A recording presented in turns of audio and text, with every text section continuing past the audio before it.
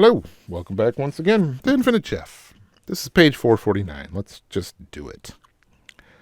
Blood, and it goes up your throat in a high-pressure jet, is what they told him, is why he'd first thought the MP'd come back and cut his mom or stabbed her when he first came in after football his last season at age 17.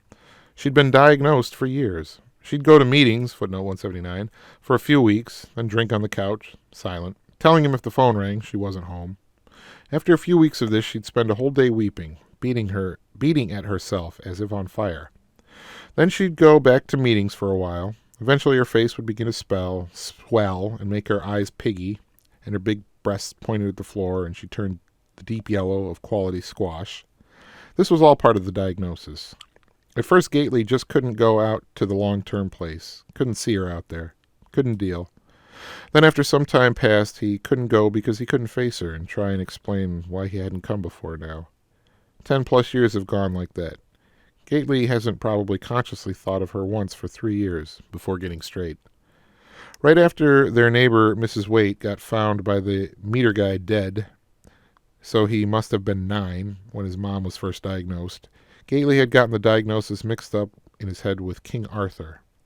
He'd ride a mop-handle horse and brandish a trash can lid and a batteryless plastic lightsaber, and tell the neighborhood kids he was Sir Osis of the Liver.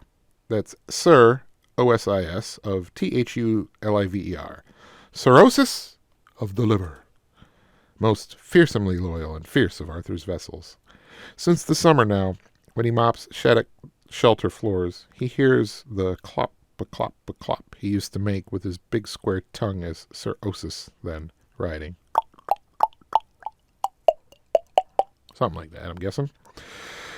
In his dreams late that night, after the Braintree/Bob Death commitment seemed to set him under a sort of sea at terrific depths, the water all around him silent and dim, and the same temperature he is. All right, got a section break. Very late October, YDAU. Man, can't wait till we're done with this year. Hal Incandenza had this horrible new recurring dream where he was losing his teeth, where his teeth had become like shale and splintered when he tried to chew, and fragmented and melted into grit in his mouth. In the dream, he was going around squeezing a ball and spitting fragments and grit, getting more and more hungry and scared. Everything in there loosened by a great oral rot that the nightmare's Teddy Shat wouldn't even look at, saying he was late for his next appointment. Everyone Hal saw seeing Hal's crumbling teeth and looking at their watch and making vague excuses, a general atmosphere of the splintering teeth being a symptom of something way more dire and distasteful that no one wanted to confront him about.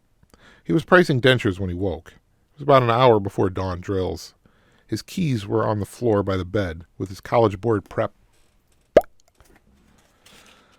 Alrighty, cats and kittens, that was page number 449. I hear a niner in there.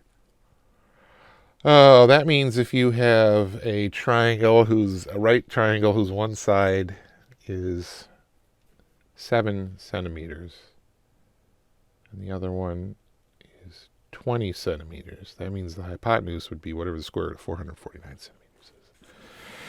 Yep, 449. Have a good night.